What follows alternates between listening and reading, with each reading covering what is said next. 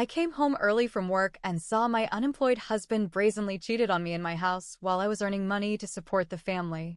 Before we start our story, please subscribe to the channel and like this video. Hello everyone. My name is Jessica and I am 34 years old. Okay, so let me set the scene for you. My husband, Chris, had been working at this corporate job for years. It paid well, like really well. But for the past few months, all I heard was, "I hate my job. My boss is an idiot. I can't do this anymore." And I get it. We all have bad days at work. I wasn't exactly thrilled to be slaving away at my own job either. But I didn't complain. You know why? Because bills don't pay themselves. Then one day, he drops the bomb. I quit. Just like that. No backup plan, no other job lined up. Just quit. I remember standing in the kitchen, holding a cup of coffee, staring at him like he had just told me he was moving to Mars. You what? Babe, I wasn't happy. You always say we should do what makes us happy, right? First of all, I said that about hobbies, not income. Second, we have a mortgage, groceries, and, oh yeah, a life to afford. But instead of screaming, which I really wanted to do, I took a deep breath and said, "Okay, but what's the plan?" Chris shrugged. "I'll take a break, figure things out."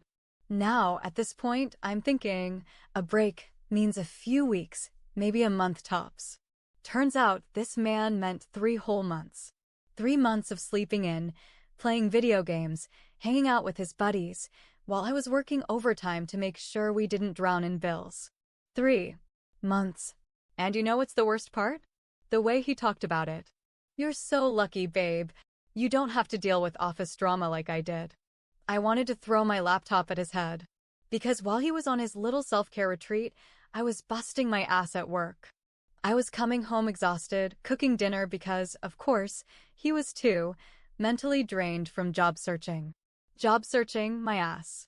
But like a supportive wife, I swallowed my frustration and kept telling myself, he just needs time. He'll snap out of it. Spoiler, he did not snap out of it. And that was just the beginning. So, after Chris quit, things were fine at first. I mean, yeah, I was stressed, but I told myself it's temporary. He just needs to reset. The first couple of weeks, I even encouraged him. Told him to take some time for himself, figure out what he wanted to do next.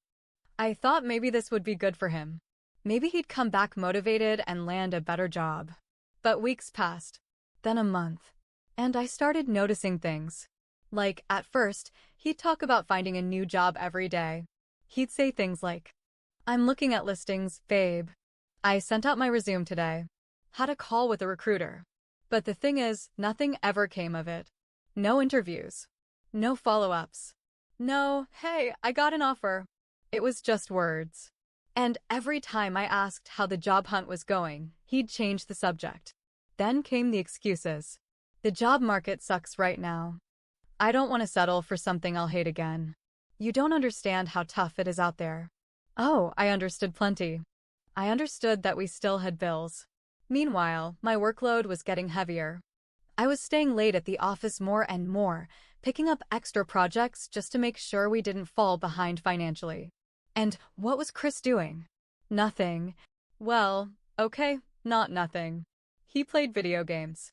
He slept in until noon. He made lunch plans with his ex-colleagues, the same ones he swore he hated. But the worst? He started getting comfortable.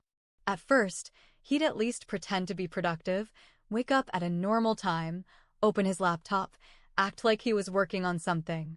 But after a while, that disappeared too. He stopped waking up early. He stopped talking about jobs at all. One time, I came home after working a 12-hour shift, and he was on the couch in the same sweatpants he had been wearing the day before. "Hey, babe," he said casually, as if I hadn't just walked in bone-tired, carrying the entire weight of our household on my shoulders. I looked at him, at the dirty dishes on the table, at the pile of laundry still sitting on the chair, and I just snapped. "Chris, did you do anything today?" He blinked at me, confused, as if the thought of actually doing something had never even crossed his mind. I cleaned a little." No, he did not. The house was exactly how I had left it. Messy. Plates stacked in the sink. Dust gathering on the shelves. Chris, I am working myself to death. Can you at least help out around the house? He had the audacity to sigh, like I was nagging him.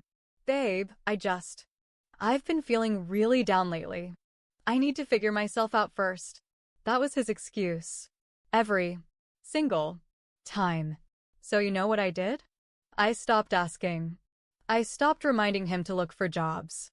I stopped waiting for him to step up. Because deep down, I knew the truth. He wasn't going to. And that's when the resentment started. After that conversation, something shifted. I stopped trying. I stopped asking about jobs. Stopped asking him to help around the house. Stopped expecting anything at all. I know what you're thinking. Why didn't I just leave? Why didn't I scream at him for being a lazy, entitled piece of, well, you get it. But when you're in it, it's not that simple. We had history. Years together. And I kept thinking, this isn't him. He'll snap out of it. He just needs time. So instead of fighting, I did the one thing I knew how to do. I worked. And that's how it started. The distance. I'd wake up early, get ready, and leave while he was still asleep. I'd come home late, exhausted, just in time to see him stretched out on the couch, watching Netflix or gaming with his online friends. At first, he'd try to talk to me when I got home. But I was too tired. Too annoyed. The idea of sitting down and having some lighthearted conversation after busting my ass all day while he did nothing? Yeah, no thanks. So I started going to bed early. Stopped cuddling on the couch. Stopped laughing at his dumb jokes. And the worst part? He didn't seem to care. No, scratch that, he did care, but not in the way a loving husband should. He started acting weird. Like, suddenly, he was going out more. At first, it was small things, grabbing coffee with a buddy or catching up with an old coworker. But it started happening a lot. Meanwhile, I was working 12-hour shifts to keep our heads above water. And when I'd ask how his job search was going, still looking, babe.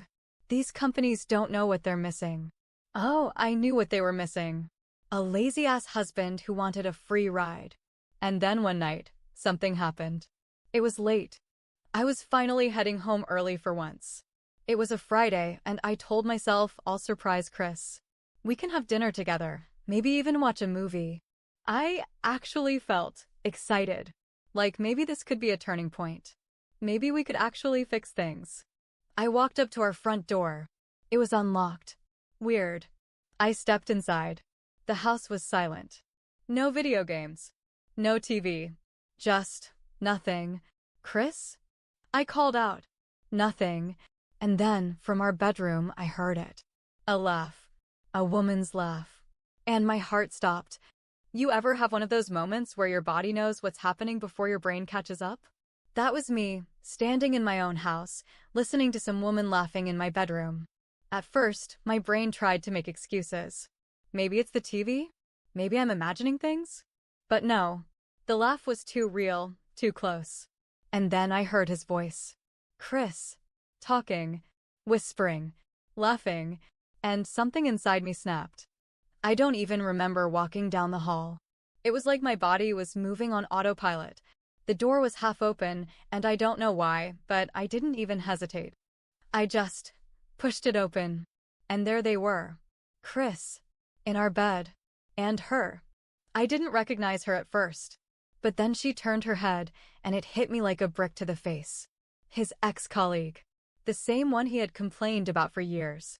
The one he swore was annoying as hell. The one he claimed to barely tolerate. Yeah, that one. My brain went completely blank. No screaming. No crying. Just this weird, ice-cold feeling running through my whole body. Chris? He just froze. Like a damn deer in headlights. Babe. Babe?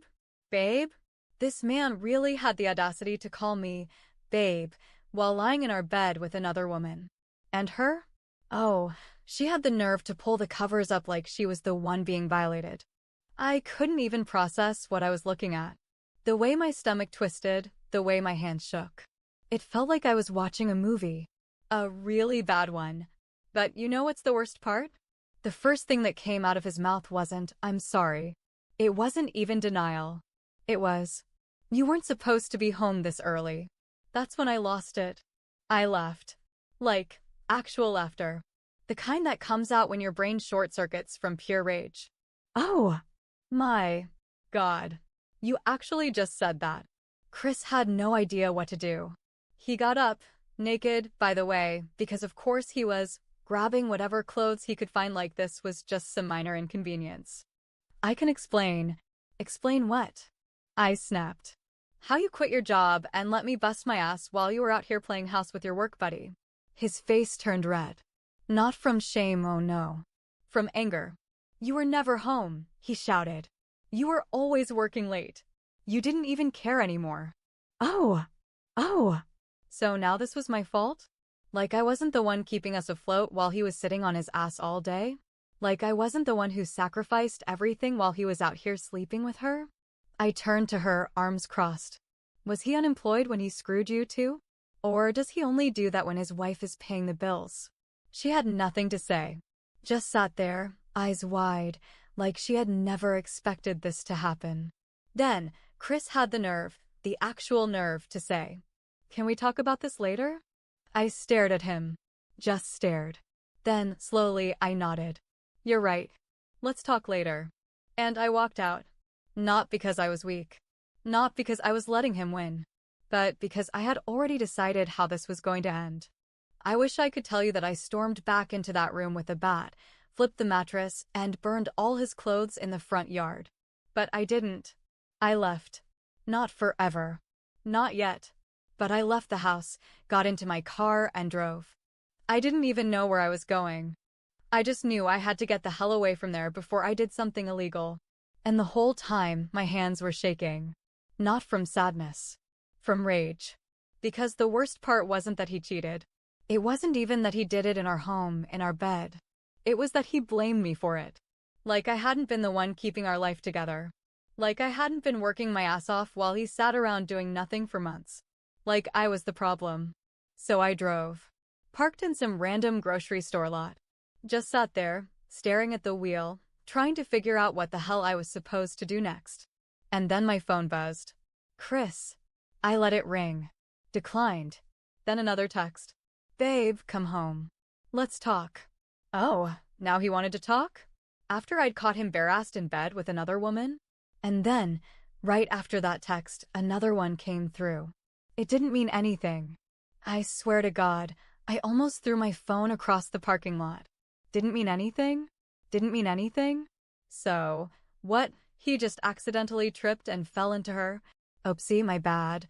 Let's just forget it happened? Nah. At that moment, something inside me clicked. I was done. Done working myself to death for someone who didn't respect me. Done making excuses for him. Done pretending this was something worth saving. So I went home. But not to talk. I walked in, saw him sitting on the couch, like nothing had happened, and I said, "Pack your stuff. Get out." He laughed. Laughed. "Come on, babe. You're not serious." I didn't say anything. Just stared at him. And I think that's when he realized. I wasn't crying. I wasn't screaming. I wasn't breaking down. I was done. "Where am I supposed to go?" he asked. "Not my problem. This is my house too," he argued. Wrong. I paid for this house. With my money. While he was unemployed, doing God knows what with his ex-colleague. So, I gave him two choices. He could leave now, peacefully, with whatever dignity he had left. I could call my brother, who, by the way, had been waiting for an excuse to kick his ass and let him handle it. Chris shut up real quick. And for the first time in months, he actually moved his ass and packed. It wasn't dramatic. No big final fight. No tearful goodbye. Just me, watching him shove his stuff into a bag, knowing I had wasted years on someone who was never going to be the man I needed him to be. And when he was done, when he was standing at the door, trying to find some last words to say, I shut the door in his face, blocked his number, threw out his stuff, and moved the hell on. Because at the end of the day, I deserved better. And that's exactly what I went out and got. After I kicked Chris out, things weren't instantly perfect, but they were mine. For the first time in years, I wasn't coming home to resentment, to a man who drained me emotionally and financially. I wasn't staying late at work just to avoid going home. My home was finally my own. At first, he tried to come back. He sent texts, left voicemails, even had the nerve to show up at my door once, saying he had nowhere to go. But I didn't budge. I blocked him, changed the locks, moved on. And you know what's funny? About 6 months later, I heard from a mutual friend that his little fling didn't last. Turns out his ex-colleague didn't want a broke, jobless cheater once he no longer had a wife to clean up after him. Shocking. Meanwhile, I thrived. I started taking care of myself again. I went out more, reconnected with friends, and, most importantly, I finally felt free. A year later, I got a promotion. A better salary, a better job, a better life. And Chris? Last I heard, he was still struggling, still blaming everyone but himself for why his life fell apart. But that's not my problem anymore. Because I left and I never looked back.